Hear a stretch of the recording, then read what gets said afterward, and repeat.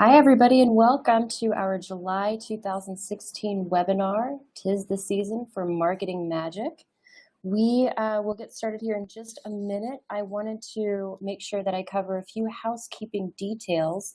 The first one is audio visual. If you're having any trouble hearing me right now, or if you have any trouble throughout the webinar seeing the slides or the videos that are going on, please first for the audio, check to make sure that your volume level is turned up to the appropriate level.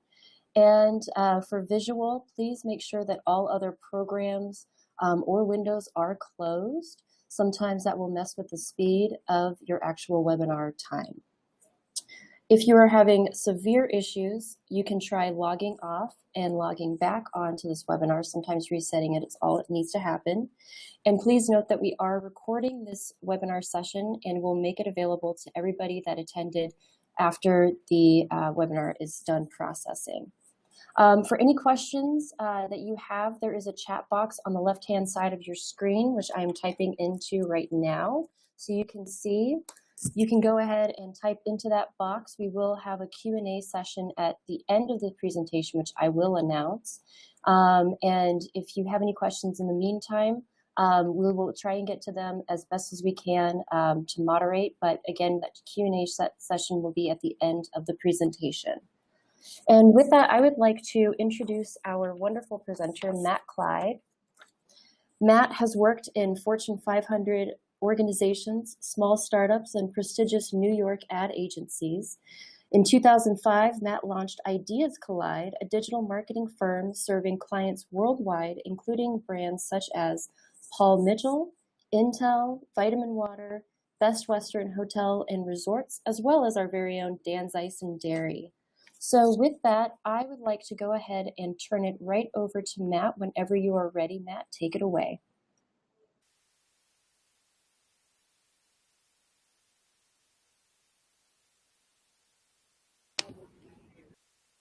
All right, hopefully everybody can hear me. I'm just trying to get this set up.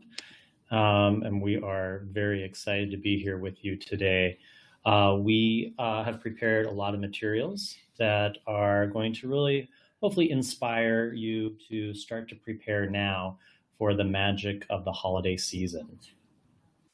And we will be really covering a lot of great content today, a lot to share, and I just want to thank you and welcome all the localists. We are a part of the local movement. We love local first. We love Arizona. And anything we can do to advocate and better the local market of Arizona, we're all in. We're invested to make this a better state and a better community for business and for just our livelihood and well-being. So welcome, everybody. I thank you for your time today. Ideas Collide, a little bit about us. We are a custom marketing studio. We build everything from sophisticated e-marketing solutions and marketing automation platforms to building content marketing, brand identities, and launching you into the marketplace. And again, we thank you for giving us your time today to talk a little bit about this season for Marketing Magic that's about to hit us the holiday season. And I hope if you have questions or anything that you want to follow up with, here's how you can connect with me via Twitter and also email as well. I'm happy to share out any information that may pop up. But what I really hope that we learn and share today is how to tell an engaging story about buying local during the holidays and how to connect your own personal story, your brand to that. We're going to give you some tips on capturing customers to purchase more in-store and avoid that phenomenon that we see a lot now of showrooming. And for those of you, I know many of you are familiar with this. This is really where you might get a customer that comes in and wanders through and may touch the merchandise and experience it and see it, in person, the texture, or see if it's going to fit, the living room, and then they walk out the door and they buy it online. So, going to give some practical, useful tips of maybe how to combat that a little bit. And I think throughout all the content that we share today can really help you in avoiding that showrooming effect. We're going to talk about how the holidays can be a golden opportunity, not only for retailers, which is often the thought behind the holiday season, but also for service providers, and give you practical marketing tips for all types of businesses. We're going to cover the right channel mix, and this is about selecting whether it's print, social, public relations, whatever might be right for your business through some planning tools. And that's really a lot of some of the things we're going to share at the beginning here is some basics and how to make a smart marketing plan work for you, not only this season, but year round. And lastly, I just hope to inspire you with some new ideas and approaches that maybe you haven't thought of. So if there's one thing that you walk away with, it's hopefully maybe a new idea or something you haven't tried before. The key takeaways that I hope you walk away with today is that it's just, at the end, it's just important to stay smart and keep it simple. And don't be limited by creativity. Innovation always stands out, and allow yourself to be more innovative in your marketing efforts. Hope that you can walk away really embracing what's unique to you and embracing your localness, which I know Local First is always advocating and has great website and materials about how to embrace your localness. Another key takeaway that I hope that we cover today and really adds a benefit is how to take more of that customer-centric approach to your marketing and understand better what they want from you as a business. And especially during the holidays, focusing on convenience, experience, and personalization are so key. And then lastly, just that important step to make a plan, take the time to invest and be flexible as you're in the season and in the moment to adjust it as needed. So those are the key takeaways and shares that we're going to be covering as we go through this content. So let's start out by where we really think the basic element is, which is building a smart marketing plan to work for you.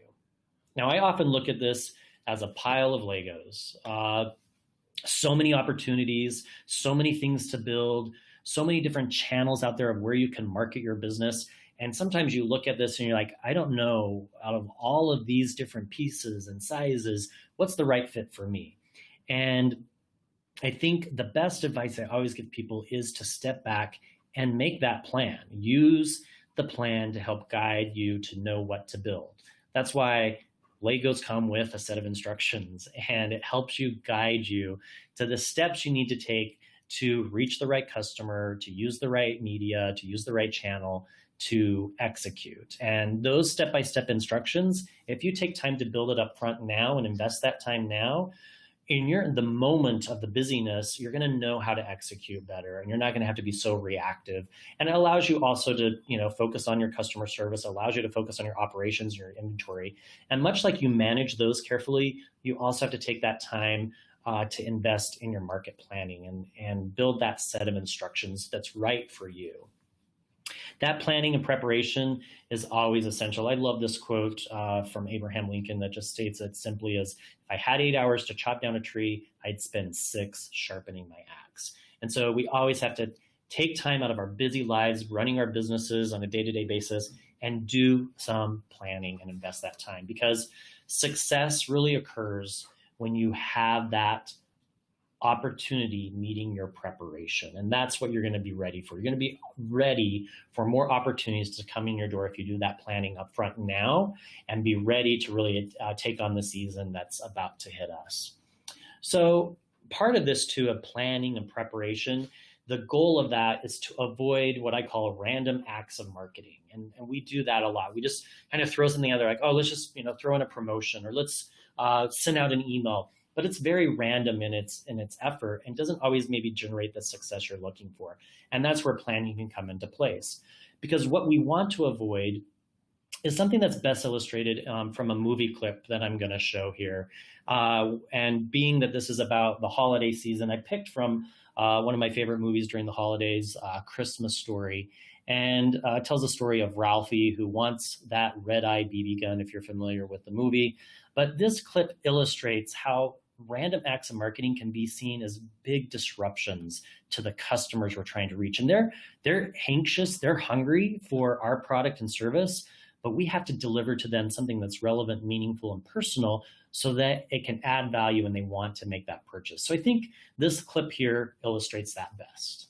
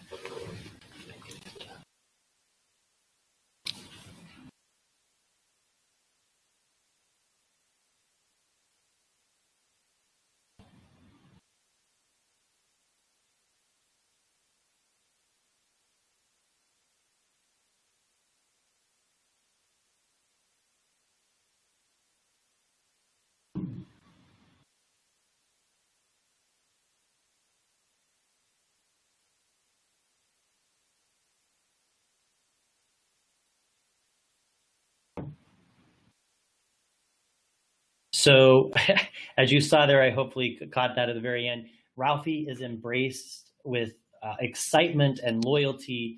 He's using the content and the marketing materials from that show and tied to really engaging with the offer there. But what does he get? He gets what he feels like is another crummy commercial. And that's really what we're trying to avoid and really show that we don't have these random acts of marketing. We have really deliberate, engaged marketing efforts that are going to resonate with our consumers. And this really comes down to this planning aspect. And your plan, your marketing plan really sets with the basics of setting the right objectives and your goals, identifying your customers that you want to reach and the message you want to deliver, the channels that you want to deliver it in. So that would be whether it's a social campaign, an email campaign, a promotional flyer, a public relations effort, identifying those channels and the tactics to support them. And then building the timeline to deliver it, knowing well in advance, like, hey, historically, I know these are the times where I can really make the most impact in generating holiday sales. And building your marketing around that. And then the ongoing management optimization to deliver the results and adjustments at times that you need to make this plan work. And you don't always have to just look at this as something that you just turn on for the holidays. It can be used year round, but it can also be used to mobilize if you're really seeing a sales slump unexpectedly, or you're really starting off the holidays great and sales are there, but then something comes up and it just throws what you intended to happen off. Maybe step back, build that plan, identify some new things that you need to be doing, and really try and avoid those random acts of marketing. Now, part of marketing too is and planning it out is this part artist, part scientist that we juggle. And on the scientific side is that data, and it's your sales analysis, and it's insights from your customers, and it's dialogue with your customers. It's actually having that, what I would call mini focus groups as they're coming in and out of your business, or they're sharing their experiences with you via email or via social. And it's coupling that with the artistic side of like creating a great compelling message and great visuals and a story that tells why your local business is so important to maybe a product or an offering that you are providing to your community. So balance that part, artist and science, and it's a process that's essential. And looking at both elements is really going to how you can avoid, again, random acts of marketing and have a smart marketing plan. A great example of this that is within my own work is we do a lot of work for Paul Mitchell. Now that's a large national brand, but we work also individually with their locally run schools across the country. So they're locally sourced businesses, local communities that are really drawing in individuals who are all about, creating dynamic hair design and being professionals in the cosmetology field. And there's an art and science to this in how the message is built, in how we take the insights of who we're trying to reach and delivering it strategically through great creative and great copy. And we test it and we trial it. And that's part of the scientific part again, to see what they respond to. We may do A and B testing. When I put 2 offers out there that get them to apply or enroll in the school. And it's always this great art and science. And part of that too comes in looking at what you have in front of you. In this case, within the Paul Mitchell school system, we have tremendous creativity of people who are hair designers creating these beautiful works of art through hair. And we can take those works and maybe inspire it to create great visuals and great storytelling through social and email and web campaigns to enrich the story and balance the art and science and drive the result that they're looking for.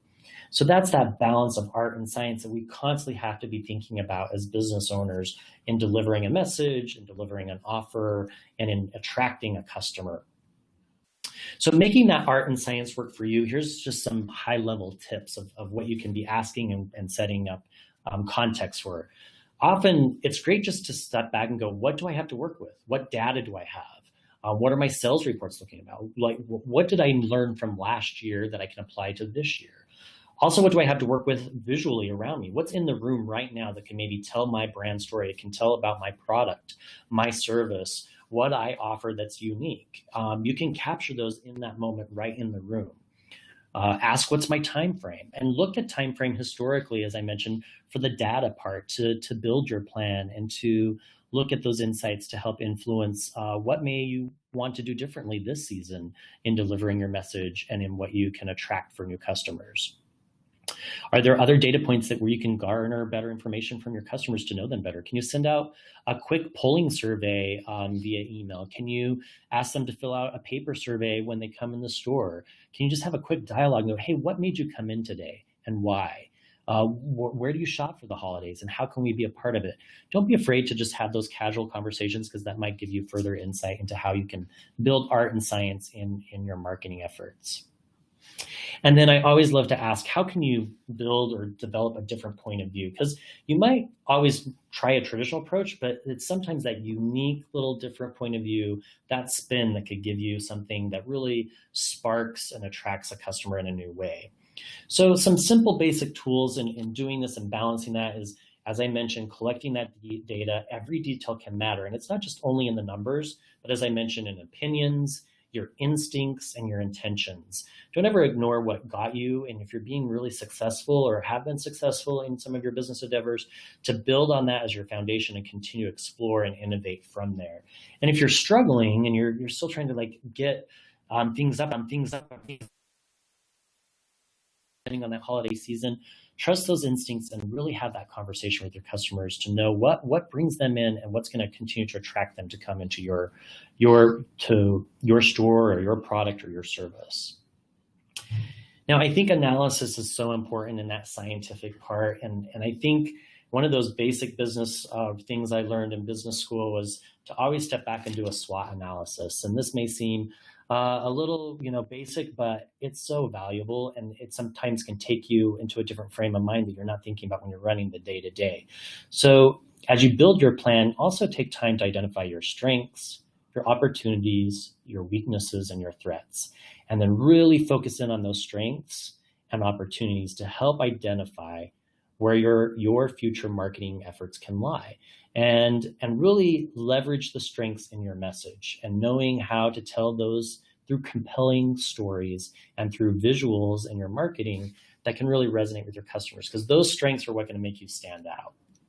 And as you extract and build that SWOT analysis will help guide future ideas, solutions when you're running into some challenges, different approaches, opportunities. All of this will guide your plan. And for those that are helping you and that you bring in to help run this, and for those that can bring in additional support, that SWOT analysis can help them see the picture of, hey, this is the strengths we're focusing on, but we got to be aware of these threats and weaknesses as well, so that we can really leverage these opportunities, extract and build from that SWOT analysis. Analysis and planning really, as I mentioned at the beginning, provides opportunity because customers really start their holiday shopping earlier than we really think often. And so now is the time to start that plan. Now is the time to do your SWOT analysis. And now is the time to start your holiday marketing. Because if you look at this great data from HubSpot, it shows us that a quarter of shoppers are already completing their shopping before Halloween. I mean, there's an open window, in the August, September, October timeframe to maybe really get ahead of that and really provide value for your most loyal customers that are coming in the store now about how you can help them with their holiday plans or their holiday services. 48% said they did a majority of their shopping before Cyber Monday, right after the Thanksgiving holiday. And 52% have completed shopping completely by December 10th, and only 1% are waiting till Christmas Eve. So there is a large market there for you to seize upon and how you can capture their mind share now and not waiting to the last minute. Give them those opportunities now. Now, in a visual way, this is how your marketing plan can look, and it breaks down into some really simple, what I call buckets or squares here, where you can fill in clearly your plan. And at the top of this is your value proposition. This is your statement about why you are important, why your product, your service, what you offer has value and meaning to the customer you're trying to reach. What is the value proposition? And your customer segments, who you try to reach, who are your key customers. And then these different elements, and this is where we're going to focus most of our time today, is how you can build those customer relationships, key partnerships, and have the right channels to deliver that message, that value proposition, and reach those customers. And then in your planning, identifying key resources, who's going to help you go and do this is so important. Knowing the key activities and dates, and then the cost structure, obviously, and the revenue streams are foundational to the marketing plan as you execute. So this is a great visual guide, a great way as a snapshot to go just, if you don't have a lot of time, simply write in some simple statements here in each one of these boxes about what you're going to do or what your value proposition is, who your customer is, how you're going to build a customer relationship, what the cost you're investing, and then your expected return and monitoring that through your sales and data.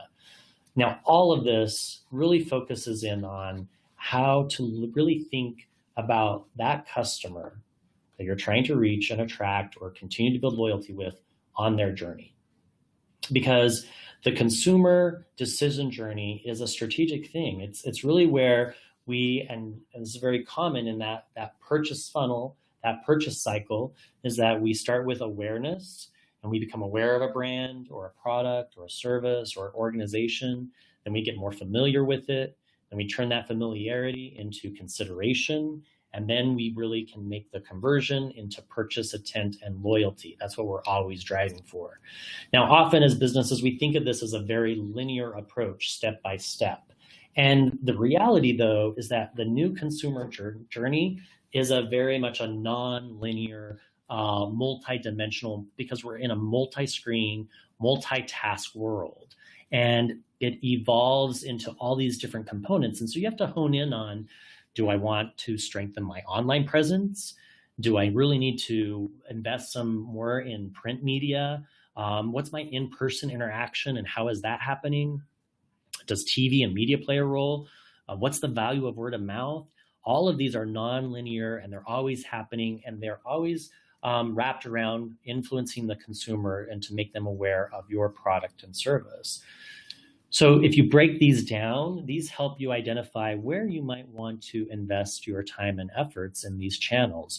And by knowing the right customer that you've targeted and the right message, you can then deliver and identify the channels you want to operate in.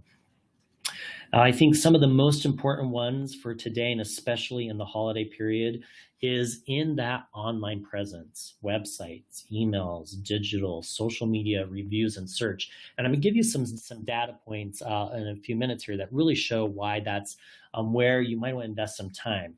My assumption is that word of mouth is something you're doing every day and you have to continue to do every day and work at it. And that's powerful marketing. So don't ignore that in your marketing plan, but you might want to direct some of your efforts too into some of that in-person interaction and also in your online presence as you build out a holiday marketing plan.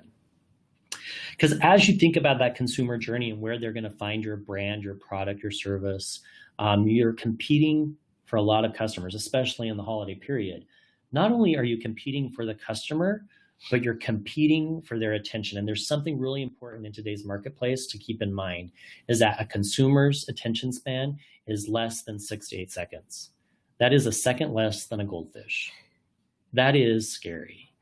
And that's what we're competing against. We're competing to capture their attention in a moment, a second, and draw them in some way. And so we always have to be constantly feeding our marketing efforts to see what will capture them, what will they bite at, what will find resonance with them. And when you know you've found that, build on it and grow with that, because it can be very powerful once you've been able to hook them.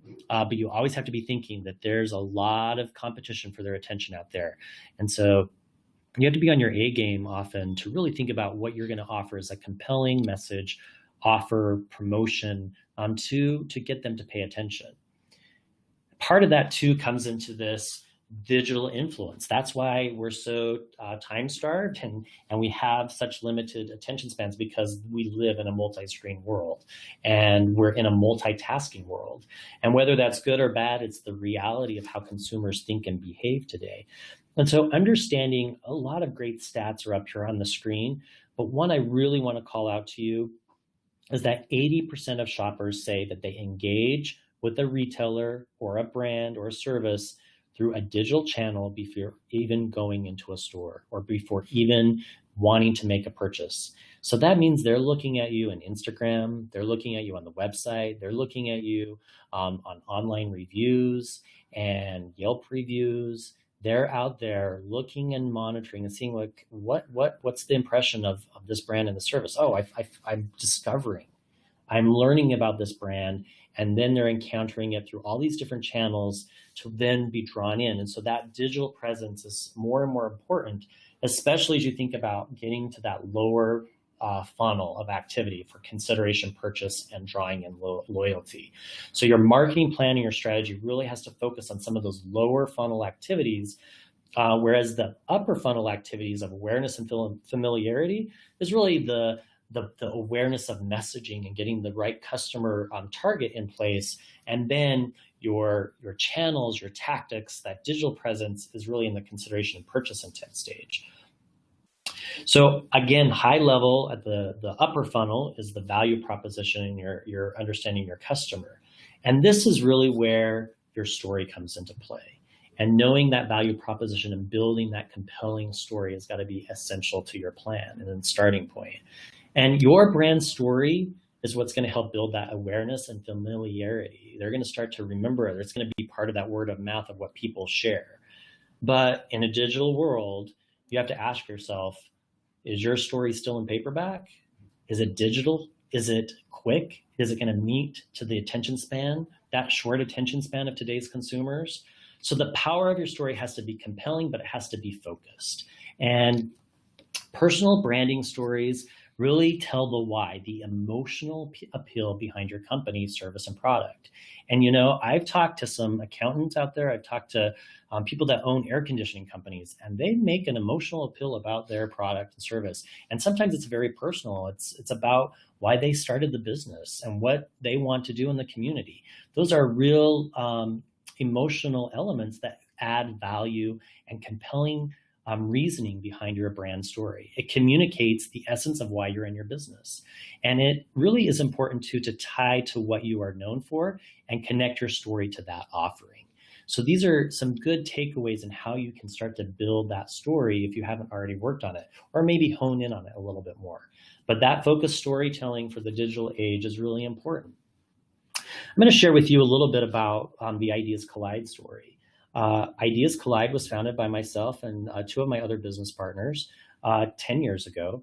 And it was founded because I cut out of a magazine a clip that said, "You can't love your life if you don't love your work." And I had worked 15 years in corporate marketing.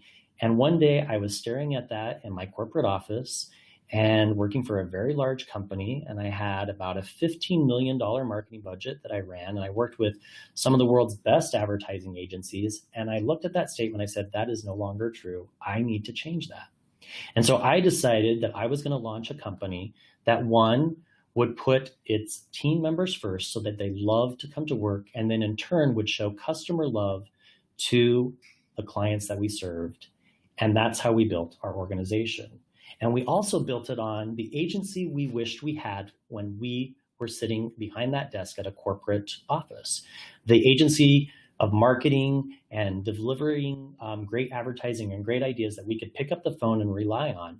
And so we started to make a list of an agency that we wish we had when we ran corporate marketing programs, and launched Ideas Collide with this idea that we're an agency that's been in your shoes because we've sat on your side of the desk. And so the majority of the team members that work alongside me, that are my partners, come from corporate marketing backgrounds because they can empathize with the products and services and needs of the client in a more real way, and not operate in just what I call an agency bubble that doesn't really think about the real day-to-day aspects of marketing and running a business. And so that allows us to be truly an extension of a marketing team for any client that we work with, and deliver custom-made marketing solutions. Now that's my story, and that's the compelling, unique selling points of our brand that we have here at Ideas Collide.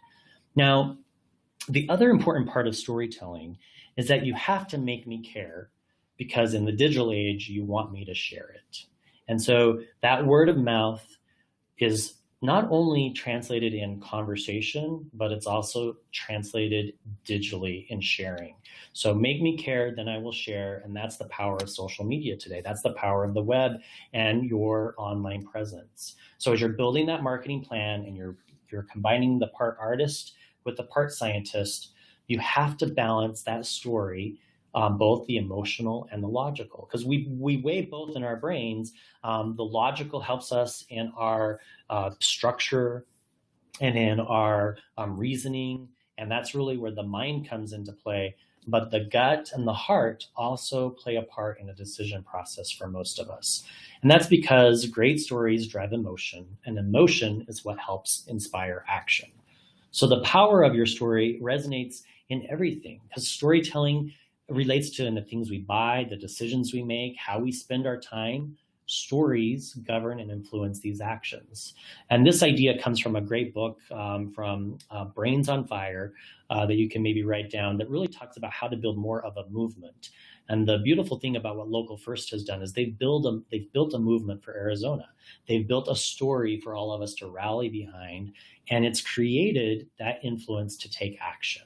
And so make sure that as you're building that story, you're building that emotional connection to the story that you're going to tell about your brand, your product, your service.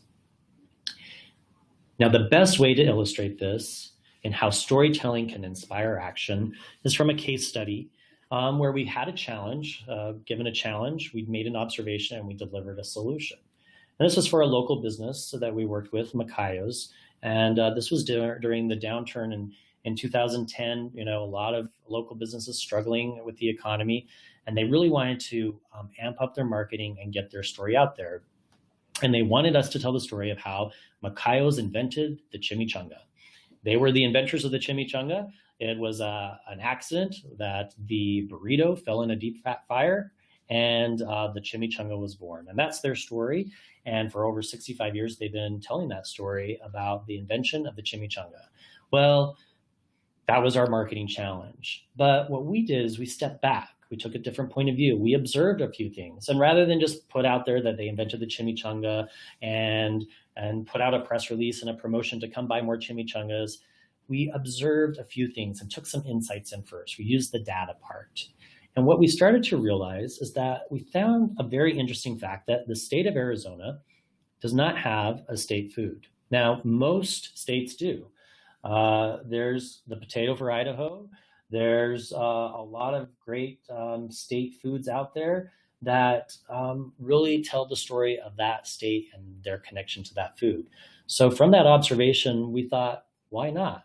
Why can't Macayos maybe petition through a mock campaign for the chimichanga to be the state food of Arizona? Now, as bizarre as that may sound, as you may not agree with it, it created a story and it created a conversation, and it launched a campaign that we called Check Yes for Chimmy.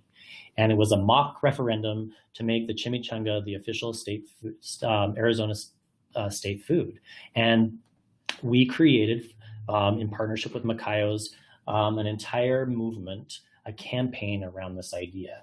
And it created a reason to advocate their story further. And it created a way to seamlessly integrate the online presence I was talking about and in-store activity, because you could come into a Macayos and sign the petition, whether you agreed with it or not. You could sign it if you wanted to put on the ballot the motion to make the chimichanga the state food of Arizona.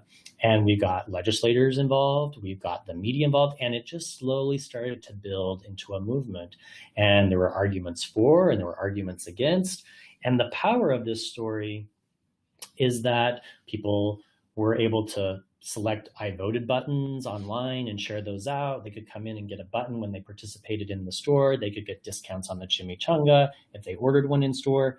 And it started to build recognition until, amazingly, and never intended for the campaign itself, but remarkably, the power of storytelling is that it got coverage on the front page of the New York Times National Edition and the print edition. And that really then sparked a lot of new coverage, and millions of media impressions later brought in a strong ROI in chimmy sales, and it really gave reasons for the customers to come into the restaurant and also share it via social. That's the power of a great story. And I hope maybe it inspires you to think maybe differently about your story, your product, your brand, your service. Now let's go back to this action and marketing plan and focus in on tactics and solutions and building customer relationships, key partnerships, and channels. And in looking at that, let's look at our customer relationship building. 90% of consumers believe an online review is more important than getting it from a salesperson. And 92% trust customer recommendations from others over any other branded content. So the power of word of mouth and the power of online reviews is more important than ever. These influencers are what can generate, from a recent study by McKinsey, twice the sales of paid advertising. And 61% of consumers made a purchase after reading about it via a blog post or social media. So we can't ignore these facts anymore. And it forces us that in that customer journey, we have to think about how our marketing can become more relevant, more valuable, and more personalized. And so let's look at this customer-centric marketing approach. And I've just come up with a quick list of ideas of how you can add value. You may be already doing these, you may have dropped doing them, and you may remember to do them again. But here they are. Send out personalized notes. Remind your customers you value their business. Maybe you can start to set up personalized shopping by appointment, either in person or maybe even via text message. People are so busy, and giving them convenience is a powerful tool, especially during the holidays. You can offer exclusive value-added offers, maybe surprise them with a value-added offer in their package, or build some packaging of surprises for them. You can offer a service upgrade, a VIP experience. Maybe they get champagne service during the holidays, a bonus treatment. Or if you're in the service industry, maybe they book now for a product and pay for it, and they get a bonus offer or a holiday gift card. If you're a tax preparer or offer a service like that, maybe they book their appointment now, pay for it, and then they get a value add by booking it for the holidays. You can always add that specialized service level for a customer-centric approach, like I was saying, for those time-starved customers. Convenience is a buying motivator and a trigger to purchase, and often will allow for a higher price point. Some great examples of this: drive-through, curbside gift cards that they can just come in, pull up, get the gift card they need. Maybe you already have gift sets to go and on the go, and you promote these via email, via social. Simple ways to add convenience for time-starved customers. Set non-standard hours for busy individuals and families. This can be very helpful for busy parents, busy millennials that may not have the time an 8 to 5, and you offer those off hours to help them get their shopping done, maybe learn about something you're offering in an evening session versus normal business hours. And then don't let Amazon and others steal delivery from you. You can offer concierge service level. You can offer delivery as well. Maybe it's for free. Maybe you build it into your service. Maybe it's for a certain purchase amount, $100, and we'll deliver it in 2 days or whatever it may be, or for a nominal fee. But think about that and compete with what's already out there in the marketplace. Create exclusive events, early, late shopping hours for your most loyal customers, wish lists. I love this one. I actually did this last holidays. There's a local store close by my house. My wife went in, she filled out a wish list, and then they sent me the wish list card with an invitation to come in on a special night, reserved just for dads and kids, and you could pick out the items they want. They did free gift wrapping. My holiday shopping was done in one evening, and it was convenient, simple, and fun. Card making, craft nights at your location. Maybe you're a salon, you offer a class for the kids while mom gets a treatment. Some simple, different ways to approach it. Or maybe if you're a service or offering consultations, have a holiday craft table or a station for kids to be entertained while maybe the parents coming in for a consultation. There's different ways to approach that. Again, creating exclusive events and thinking about the convenience and time-starved consumer. And then content is always key. And offering tips for your customers to be more prepared for the holidays, whether it's fashion tips, making them think about home repair, setting up their home now for the holidays. They may have 20 guests coming for Thanksgiving. Remind them of that in September and get them to set up that service now versus waiting to the last minute. Or holiday entertaining tips, recipes. There's so many ways that you can add value and personalization. And the big reason for this is 70% of customers prefer getting to know a company via content relationships rather than ads. And as you do this, be bold, inspire action and emotion around your brand, product, and service. That storytelling rule is to make me care, then I will share. So I want to give an example of this through Dan's Eyes and Dairy. This is a local business, one we're very passionate about. And the essence of this brand really started with everything you've seen in the marketing planning and in building the storytelling from the beginning. And I'm going to show you a quick clip of their marketing experience in building this out and what it generated. Because Dan's Eyes and Dairy had a mission. They were a local dairy farm. They've been in business for many years as a family dairy, but they wanted to bring the rich taste of fresh milk back to the grocer by putting it in glass milk bottles and delivering it farm fresh direct versus compiling it, going to a wholesaler, and then it being distributed out to the grocer. They really wanted that farm fresh milk in glass bottles. And so they built their story and they built their visual storytelling, and they did that first before they launched their product. And they used that storytelling to get shelf space in the dairy case and to tell the compelling story as to why the grocer should sell their product. And they built more of a movement in the community versus than just trying to go out there and sell the product. They really had their advocates help advocate for their product. And they did it in a rich, visual, compelling, and digital way to get their message out there. And so here's an example of how all those elements, all the things we've talked about up until now, came together through this quick case study video.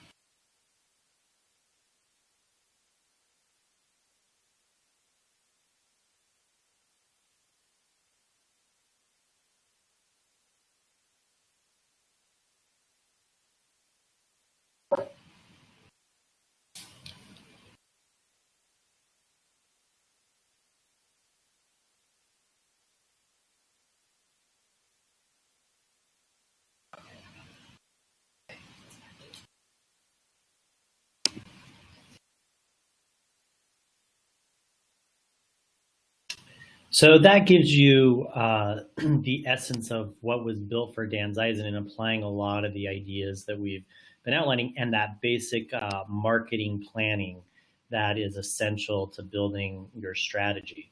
So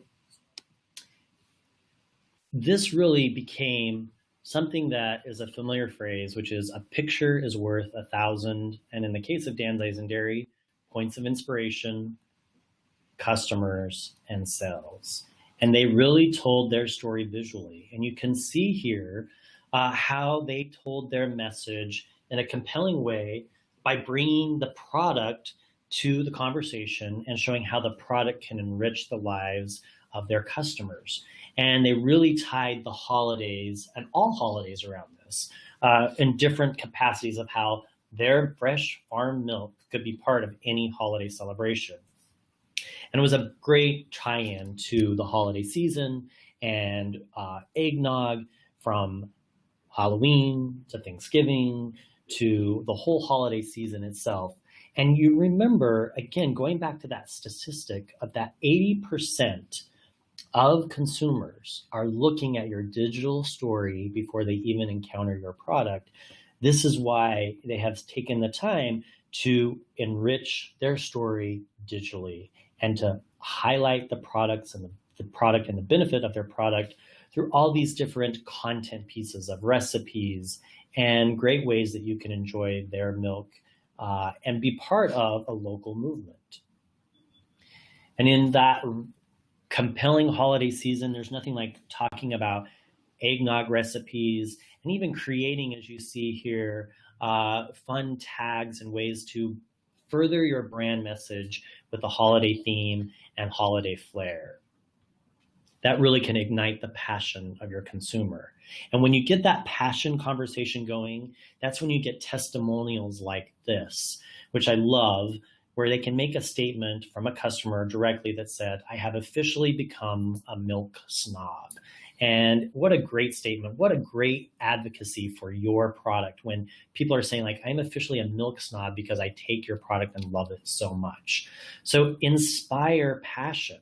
Make me care and share. I don't know if you noticed in the video, but one of my favorite things about all of this is you can see here on the left is a passionate Dan Zeisen Dairy consumer skydiving with a glass bottle of chocolate milk in his hand. That is a passionate, loyal customer. And then they're also finding other local businesses wanting to be part of the conversation as well by creating their product tied to something like a dessert or a pastry. I mean, it's just fun ways that you can partner and build the passion across not just one local brand, but multiple local brands. So I hope that you can find ways to inspire passion through your product and service through the story that you tell from some of these examples from Dan Zeisen Dairy. Now, let's look at key partners and building partnership in your plan. Some great takeaways here is that really partnerships can increase your marketing reach and further your opportunities. Clearly, you're already working with Local First and leverage that. Do more. Find what more you can find within this organization, from their website to their events and meetings, to really be a partner in this movement. But there's other organizations out there too to leverage. There's a local chamber. There's a lot of associations that may tie to your product and service, groups, affinities. There's so much, maybe even from your alma mater. There's different ways that you can maybe tie your product and service to that organization and get your message out there. And don't ignore those cross-promotional opportunities. Often, retail can really partner easily with a local restaurant in some ways. You can create sharing nights. You can create game nights together. There's different things that you can be doing. Maybe you can partner with a local restaurant to carry a cool postcard about something you're doing for the holidays, or customized gift packages that you're doing that are easy to pick up as they're walking out of the restaurant. And then maybe there's something you offer in your store that is something about that restaurant, and you exchange those cross-promotional opportunities. Also look at complementary services that you can package together. The holidays, more and more people are looking for unique gifts and different things to give. I know my own parents always give some type of gift that like normally I would go spend on, but they just want to kind of help out, help the family out in a different way. So it may be something as simple as service on your air conditioning and your pool service. And maybe you could partner with a local business like that and you package it together and you maybe offer a value added product with that or a discount. So maybe there's somebody you can partner with in your community or in your local business that you could offer these type of services in the holidays. Partner events too are great. And then also think about referral programs and incentives. I know there's a lot of different things you could be doing for referrals. The masters of this, Uber and Lyft and others, they have refer a friend discounts and codes. How can you do that in your own business? Is there maybe an incentive, a prize or giveaway that you are ready for offering that referral, that loyalty, and rewarding them for that? So think about how you could build a referral program with another partner. Now, the local movement is also being seized upon big businesses. And so my recommendation to you is don't let them do that. Be a part of it. Ask who can tell your story and take it further. I thought this was really interesting that the Renaissance Hotel, downtown, great hotel, but part of it, an important part of our downtown landscape, is now doing something great to advocate local shops and businesses around the Phoenix area. So maybe you can reach out to some of these businesses, hotels, restaurants, and partner with them in some way. These are coasters that are found throughout the hotel that talk about Agua Frescas, which is a downtown vendor, and it is a recommendation. And so is there another business that's maybe a little bit bigger than you that you could partner with and they could help tell your story and you have that exchange, that cross-promotional exchange? Embrace that and take it further. I was recently just in Portland and stayed at a boutique hotel that offered their local Portland ice cream, Salt and Straw. It's a famous ice cream there in Portland, and they offer it on demand. You can call 24/7 and they will bring it up to your room, a pint of ice cream. So maybe there's somebody locally that is a hotel or a restaurant that maybe you could get your product in front of in a unique way, and it builds that community. It builds the local movement, and that can be part of your story as you reach out to them. And as you build partnerships, don't forget about partnering for a cause, especially during the holidays, and make sure you're authentically giving back in a meaningful way. We've done this with Paul Mitchell Schools before in a fun campaign we did called Giving Back is the New Black, where during the holiday period and through the new year, you could, as you participated and used the hashtag, they were building Give Back to local charities of each school. And so this built a very clear partnered focus between the charity and the school and a cause effort. You can be a salon and offer a discount service, maybe a special treatment, an extended treatment in some way if they bring in a toy for a toy drive program. I know a lot of local businesses do this with great success. And so that can be maybe a way to inspire the season of giving in a unique way. And partnering for a cause, when you really authentically give back, can surprise you, and you can get more stories out of it. In the case from Dan's Eyes and Dairy, they really wanted to give back to the Phoenix Children's Hospital. They dedicated the entire month of February that a portion of their sales went to the hospital foundation to give back to the children in need at the hospital. And that in turn generated some PR efforts that they didn't even intend for, and just a good cause that their own employees were inspired by and passionate, and also their loyal advocates were really inspired by as well. So really think about partnering for a cause, especially in the holiday period. And that's something that takes time to plan for. So you have to start planning and thinking about it now. So those are some ideas for key partnerships. Now we can look at channels and how you can take some of the channels and all those multitude of channels that are out there, but especially the digital channels, and make them work for you. Especially video, maybe geo-targeted advertising, social, email, and search. And so in the consumer journey, looking at maybe the video content piece, more and more consumers are really taking video as a way to learn more about a product and service. And brands are really using video to get that message out.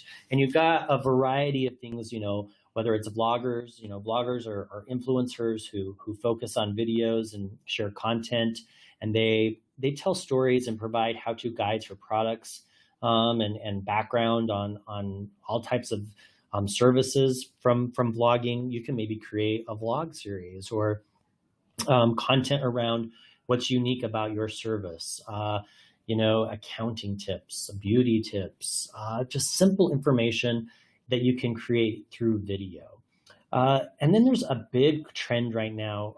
Surprisingly, you see there on this stat here that 57% increase over the last holiday season in unboxing videos, and they're increasing in views over the last year. Now, this is a very interesting content stream. Unboxing videos, if you're not familiar with it, is ways that people showcase opening a product in a box. I mean, that's basically what it is. If you haven't seen it, it's pretty fascinating, but they get millions of views. It's quite unbelievable. And they're very popular in the beauty, electronics, toys, and subscription box services. But they're a little bit how-to, behind the scenes, opening up the box, learning about the product, seeing what's inside. And why not embrace that for maybe some of the things you're doing in your store or for your service? They're getting a lot of views, and so there might be a different way that you try this. And don't just think that you post it and they will come and find the content. You've got to go out there and you got to promote it. You got to email out the content. You got to promote it in your store. You've got to tell your customers about it. You've got to grow that audience and make them aware that you're creating this content so they see value in it. And the valuable stat here is that 85% of consumers are more likely to purchase a product after watching a product video. It just gives them visually the essence of what the brand, the product, the service is. So there's great opportunities during the holidays to showcase this and to make your product come to life through video. Now, a lot of people feel really intimidated by video.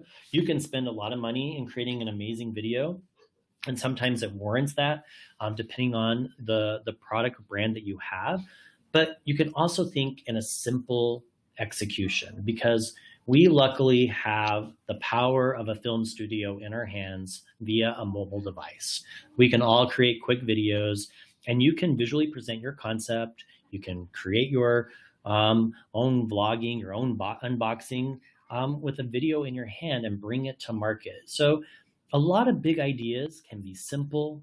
They can use a minimal budget, but they can be centered on a big idea. And there are a lot of apps out there that you can allow yourself to edit and use tools to simply edit it on your phone.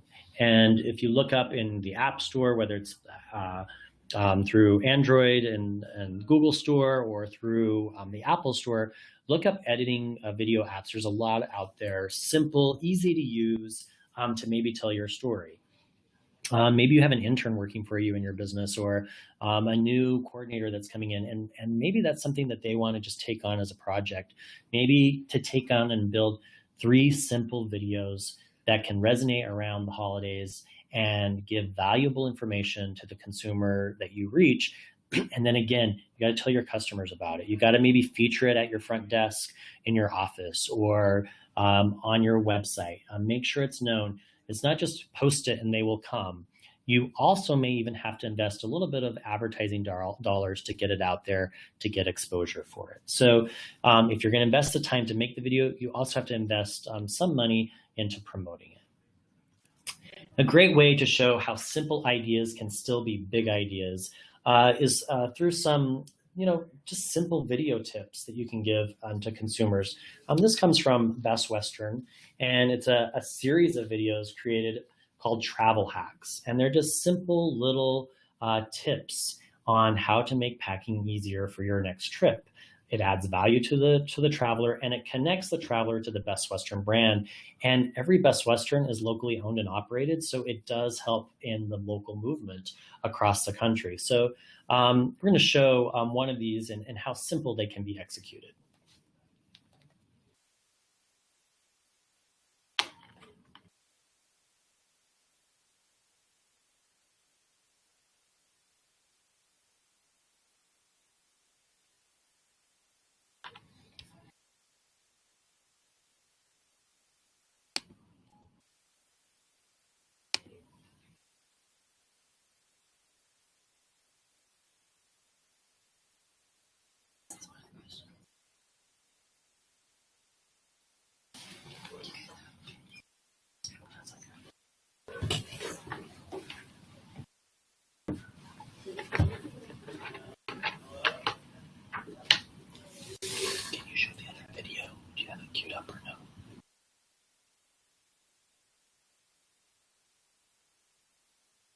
So that's one example of the video. We're going to show another one.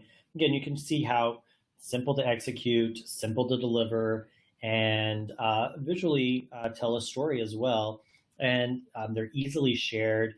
Not a lot of production costs to build these, and they can be easily shot. So maybe there's a tip, a travel hack-like idea for your product and service that you can put out there to create. So we're going to show one more of these just to give you the essence of the idea and how simple they are.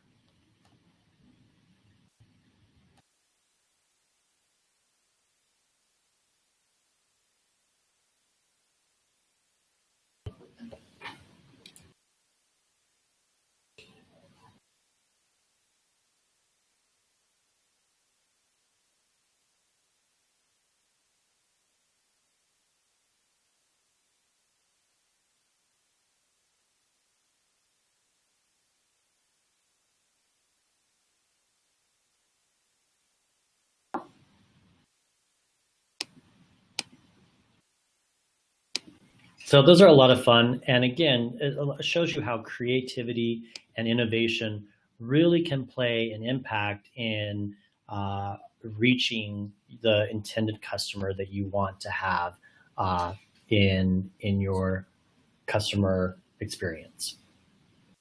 Now, part of this, as I mentioned, is that in building content, you are going to maybe have to spend a little bit in building some targeted digital advertising. And targeted local ads can really be beneficial, especially if you've built a community up in Facebook and other or Instagram. There's a lot of targeting that can take place there.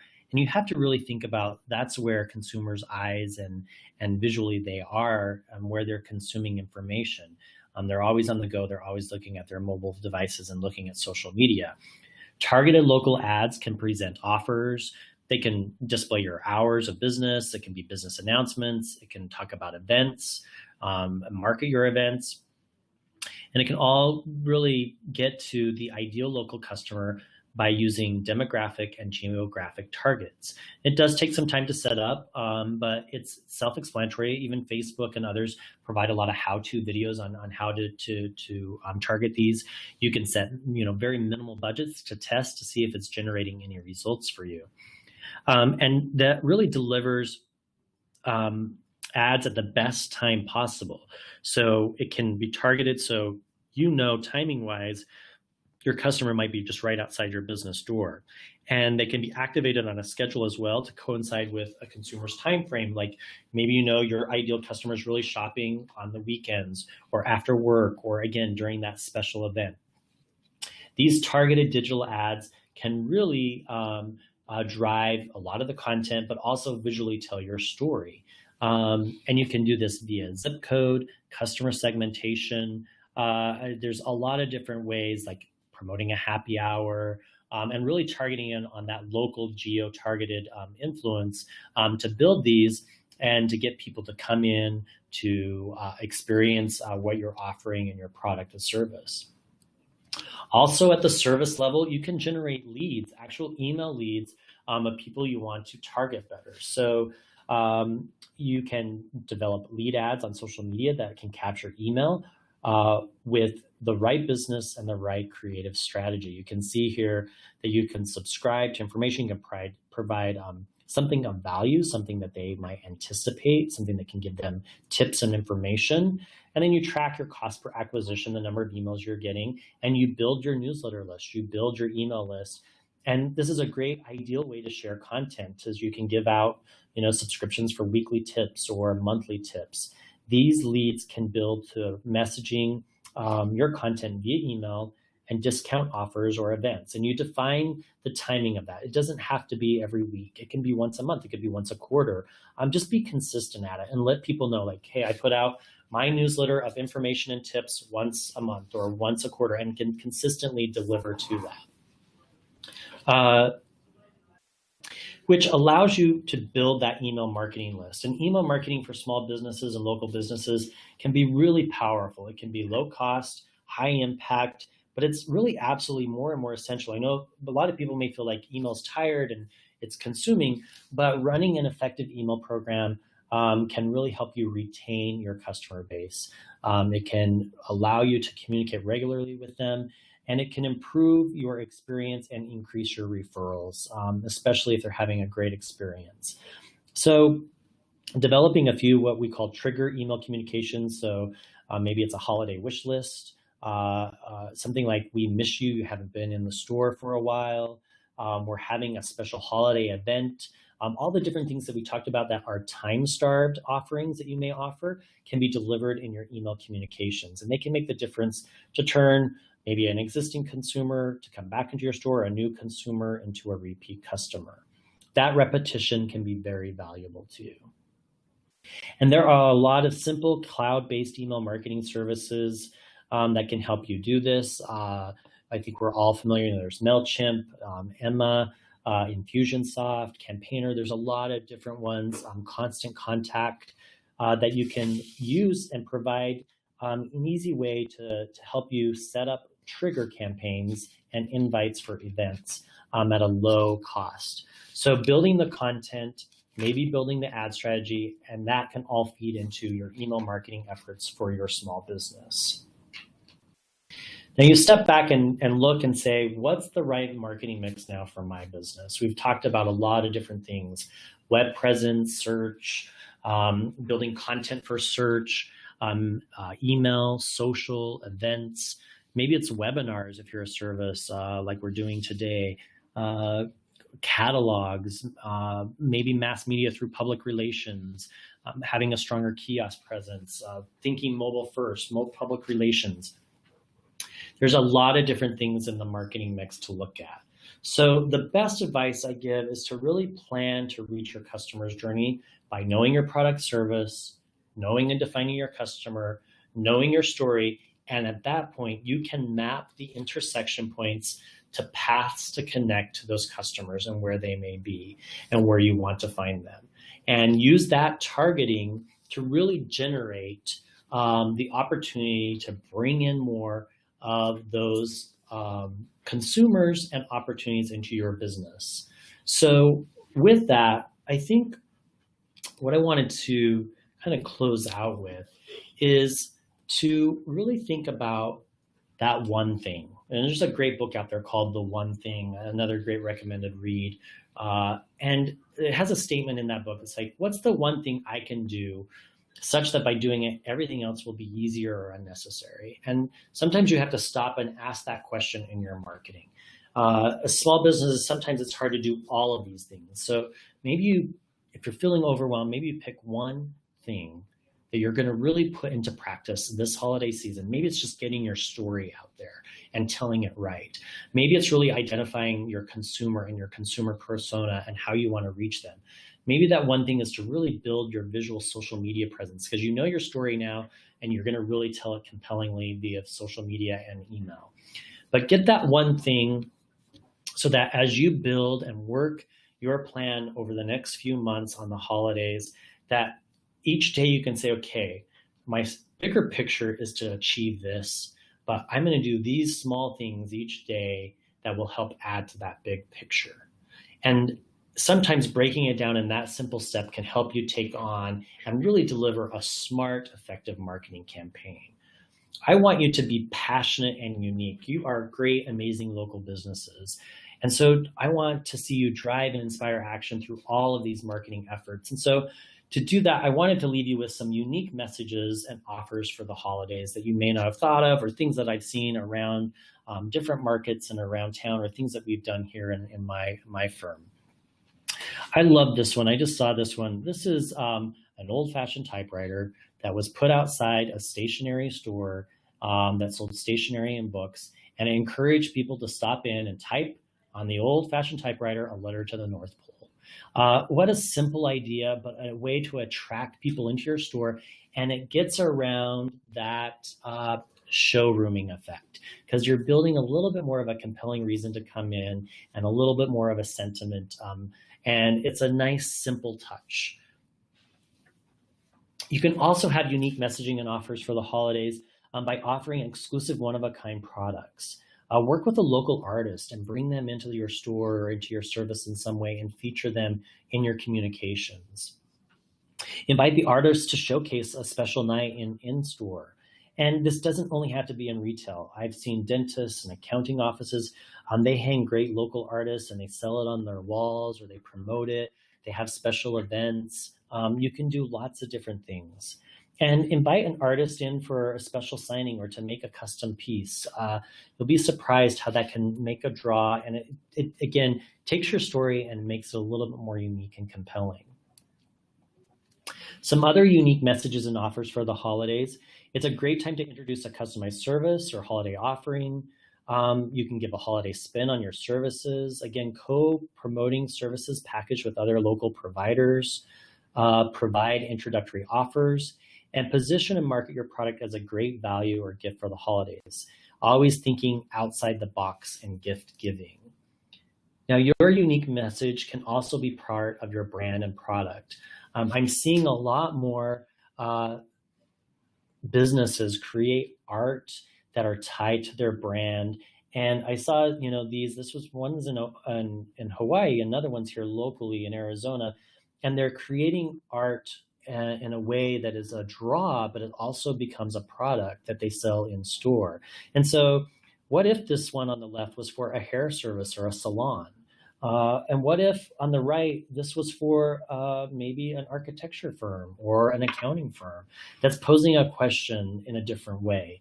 So there's always unique messages, and you can create it bigger in a different, unique way that is elevating your brand and showcasing it in a bigger picture, and then it can be a product or service that you offer further. So the unique message can go anywhere, and it can be part of your brand and product. I love this one. Again, this came from the island of Kauai, where this hotel created a weather station out there, and you can see the coconut. But the power of this is that they tied it to social media, and they encouraged people, they built it, and they encouraged people to snap it, share it, post it, tweet it. What could you build at your business or in your office that's shareable and unique and different? That's how you can capture that in-store moment in the moment of purchase and give that reason to shop in-store. Again, exclusive events, in-store only items, in-store only coupons. Motivate customers by limited time and inventory. Urgency can enhance action. And then go out and offer what other big box service providers do not. Maybe you can allow customers to run a tab if they're trusted, layaway plans, and build trust and recommendations to allow for maybe auto renewals, new stocking in and delivered, maybe a favorite item that they are frequently purchasing, but they don't have to think about it. You just automatically set it up for them and remind them it's in the store. Do that customization, and you can see the loyalty come in from your customers. Finally, just embrace your localness. Do everything you can to remind people what they lose when they fail to support local stores. Remember, everyone loves to be considered a regular and feel part of the local community. Local is the new big. Embrace it. You can make an impact and a difference. So as you step back, look at all the Legos, all those opportunities, pick one or two that are going to really define and elevate your brand. And what you may end up with, hopefully, is a great storefront, a great opportunity to have an amazing holiday season, and really take that moment to embrace and attract these opportunities in your business. So during the holidays, some key takeaways: remember, convenience, experience, personalization are key, and invest the time to make a plan and be flexible to adjust it. So some final takeaways: stay smart, keep it simple, creativity and innovation always stand out, embrace what's uniquely you, embrace your localness, take that customer-centric approach, know what they want from you, and remember, convenience, experience, personalization. And I thank you for your time and participation today.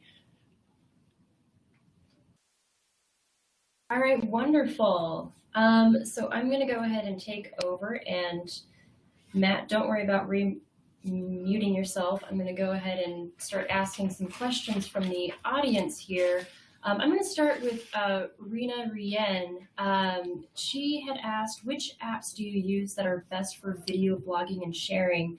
So I think you had a list compiled already, which I really appreciate. Could you maybe share a few of those? Yeah, there's a lot out there. iMovie is a very, very familiar one that's in the Apple operating system. Splice is in the Apple operating system, and Pinnacle Studio Pro, all great ones to use. In Droid, we use PowerDirector a lot, and Majesto in Droid and iOS, and Lumify is also another one. So I can repeat those: iMovie, Splice, Pinnacle Studio Pro. Those are all Apple. And then for Droid, PowerDirector, Majesto, and Majesto also works in Droid and Apple iOS. And then Lumify is one other one for iOS. Fantastic. Thank you so much for that list. And then you can also, maybe just one other recommendation, animated GIFs are becoming a big, if you think about short attention spans, creating quick animated GIFs are very common and used in social media and in web and email. Using Boomerang is another one that you can help do animated GIFs, and an app called DSCO is another one to consider. Awesome. That's a great list. And I'll make sure to get those written out so then I can send it in the follow-up with the recording of this as well. And I would just like to thank you, Matt. This was a lot of great information. That is 115 slides worth of awesome information right there. So again, thank you so much for your time. And this is being recorded, and we'll make sure that's available. And I have another question here from Michelle. She asks, when it comes to local publications, what's the usual timeline for local gift guides? Do you have a good kind of, few weeks in advance? What would that look like? I think it depends on the publication. If it's, your higher end glossy magazine, Phoenix Magazine, they're looking at 3 to 4 month leads. You can download their editorial calendars. Most publications provide editorial calendars that you can get online.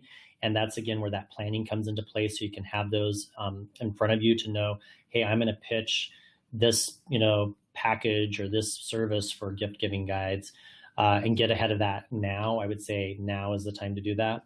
Some of the other publications like Phoenix Weekly and some of the other local great little street publications have shorter lead times. So it's, I'd probably say it's good to get out there in advance so they know who you are and what you're offering. And it could be a few weeks, but I would give them, a month or so, 2 months ahead of when you want to be in the gift guide to make them aware of what you're offering. And don't be afraid to give them pictures of it, visual examples, make it look amazing so they want to talk about it and feature it. And then there's a lot of great blogs out there, great bloggers that do content here locally that you might want to tap into as well.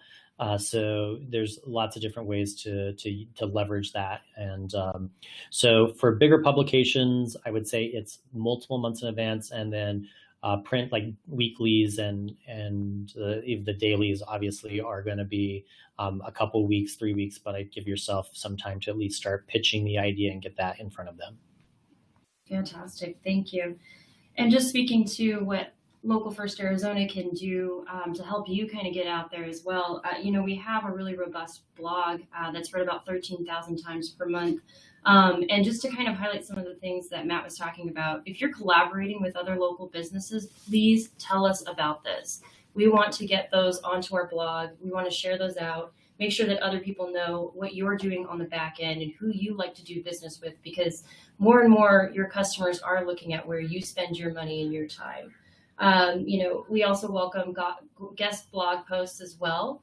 So some of the things that we have a couple of businesses that come up with tips within their industry, whether it's, lawyers or, plumbing services, or just be creative. What are certain things that the customer doesn't really know that you do and you can tell them about? Just quick tips. Lists are really great as far as blog posts go.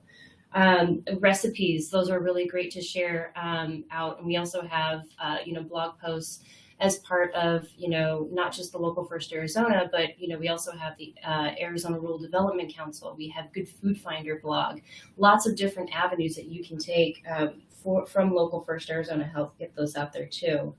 Attend our mixers. That's also a really great way to just kind of start collaborating, see who else is out there, use our directory as well. And I think we have sort of a question here from Kaylee. She had a perishable product. This was a question from a little while ago. And so she was wondering, should I take pre-orders? Should I wait until, a little bit closer to the time to make sure that the freshness stays intact? And yes, Kaylee, I think that pre-ordering is absolutely essential. As you saw, a lot of people are starting to do their shopping a little bit earlier. Especially for those unique products, like what you're selling, fresh made products are really hot. So I would say definitely take some pre-orders, take the payment in advance, but make sure that you have a schedule for when those are going to be sent out. I don't know, Matt, if you have any ideas on that. Yeah, can I add to that? Yeah. I'm a big fan of a local baker called Pie Snob. And we worked with Pie Snob before, and the demand of the holiday season gets so overloaded for them that they rely on the pre-order, and they've almost conditioned their customers to know that. And it helps build, demand and uniqueness to your product by saying, hey, you got to get in early to get the product. So order early to ensure you're going to get the freshness and this great thing that I'm offering. So that can also be a marketing angle and a positioning for you to do that. And so that's a great way to build uniqueness and create demand for your product. Fantastic. Thank you. I think you had also mentioned, Matt, the book in the beginning, was it Brains on Fire? Do you have an author for that? I think maybe some folks might be interested in getting that book. Yes, it is. And I'm in a blank right now because I've been talking for over an hour and a half. So give me one quick second. But the book is called Brains on Fire. It's about how to create a movement and really ignite powerful word of mouth in your marketing efforts. And you can get that at your local bookstore. And it is written by the author. I'm just trying to find their name here.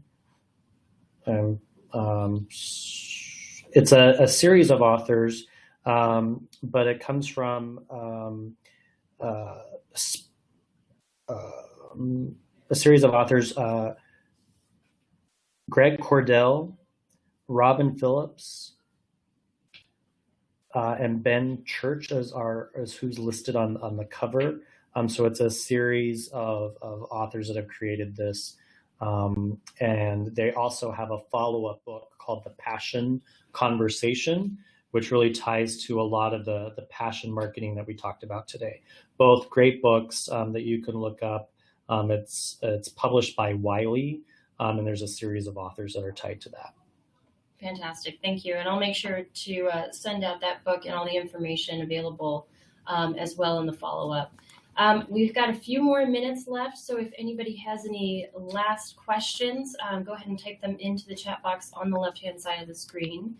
And in the meantime, I just wanted to remind everybody that in addition to the many things that Local First Arizona has, our social media is really big. We're across just about any platform that you can possibly think of. I think collectively we have over 100,000 followers. So tag us, hashtag Local First AZ. That's a really great way for us to be able to share out what you're doing as well.